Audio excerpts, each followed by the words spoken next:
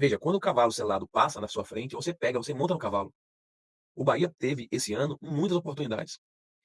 É muito latente a falta que o Bahia tem de letalidade. O Bahia não tem letalidade. Não tem aquele jogador ou aquele conjunto de jogadores que na hora do vamos ver, na hora que o bicho pega, chama a responsabilidade e mata o jogo. O Bahia não tem esse jogador ou esses jogadores. Isso é muito flagrante. Com a saída de Lúcio Rodrigues do Bahia, e ele não era também esse jogador, nós vimos no primeiro semestre que ele teve muita dificuldade, inclusive, passou um longo período, mais de 20 jogos sem marcar gols pelo Bahia, de 2024. O Bahia não trouxe nenhum número 9, a verdade é essa. Apostou em Thiaguinho, e a aposta que o Bahia teve em Thiaguinho fez com que o Bahia, eventualmente, corresse o risco de não ter um atacante de ofício. Só tinha o William José. Nós hoje temos o Thiaguinho, que fez tá fazendo aí um bom campeonato, isso é verdade, mas a gente sabe que o Thiaguinho podia não ter dado certo como ele deu. E eu acho que ele ainda vai render muito pro Bahia. O Thiaguinho vai render muito pro Bahia. E o ano que vem, eu acho que o Juan Pablo também vai render muito pro Bahia. O Juan Pablo fez um baita campeonato sub-17, força física, posicionamento, finalização. Me lembrou muito o Adriano Imperador nas finalizações de fora da área, forte, preciso, contundente na finalização, chão de peito de pé. É uma técnica que o Adriano Imperador usava muito na seleção brasileira. Vocês podem lembrar disso. Então, o Juan Pablo, ele pode sim surpreender, como o Thiaguinho nos surpreendeu. Em 2024, vocês vão lembrar, na Fonte Nova, o Thiaguinho era chamado de Bagre.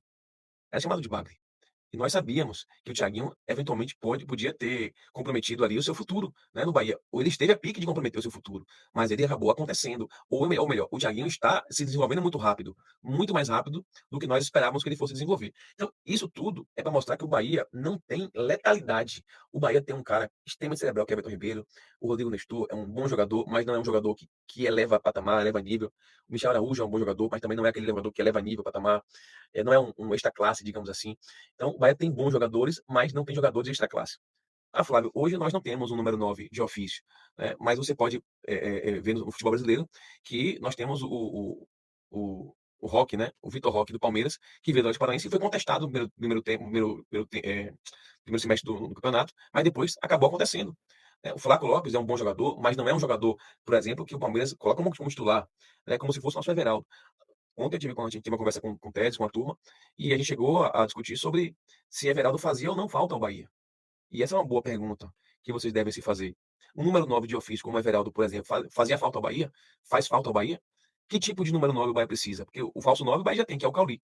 Mas que tipo de número 9 o Bahia precisa colocar dentro do gramado para poder fazer com que essa bola entre de forma definitiva no gol? A finalização de Ademir para o gol, e foi um golaço, um baita gol de fora da área, um chutaço de fora da área, muito parecido com o que o Lúcio Rodrigues fez contra o Palmeiras, inclusive, na penúltima rodada, salvo engano, do ano passado, na antepenúltima, penúltima, não me lembro, que o Palmeiras venceu o Bahia, que era por 2x1, o gol de fora da área foi o Lúcio Rodrigues, daquela mesma posição.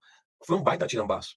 Mas o Bahia não construiu boas jogadas para finalizar com efetividade. O Bahia teve bate-rebate, o Ademir perdeu o gol, o Thiago perdeu o gol, o Puga perdeu o gol, o Willian José perdeu o gol. Então, nós perdemos muitos gols ali na pequena e na grande área. Mas, de forma consciente, faltou ao jogador do Bahia, o Ademir, olhar para o lado e ver que o Cauli estava melhor posicionado, o Willian José, o Puga, que fez um gol contra o Vasco da Gama na rodada passada, falta um pouco mais de tranquilidade para finalizar. O Bahia não pode abusar de perder tantos gols assim, porque os times que são campeões, aqueles times que matam, são aqueles times que têm efetividade. E nós vimos aqui nas estatísticas que o Juventude e o Bahia fizeram, numerologicamente falando, jogos bem equilibrados.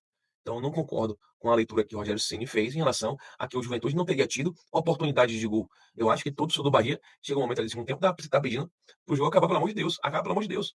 Por muito pouco o Bahia não toma um gol ali no finalzinho.